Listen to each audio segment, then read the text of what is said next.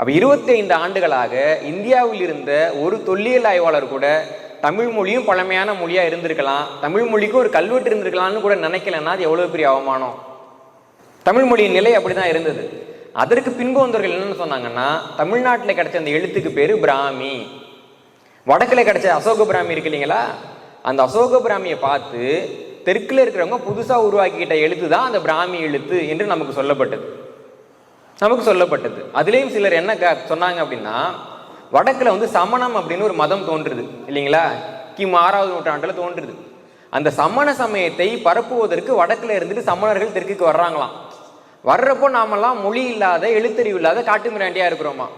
அப்போ எழுத்தறிவு இருந்தாதான் நம்ம மக்களுக்கு இந்த மொழி அறிவை நம்ம கொடுத்து இந்த மதத்தை கடத்த முடியுங்கிற காரணத்தினால சமணர்கள் தான் முதலில் தமிழர்களுக்கு எழுத்தறிவு கொடுத்தார்கள் என்று இந்த தமிழ்நாட்டிலேயே நிறைய பேர் சொல்லியிருக்கிறாங்க.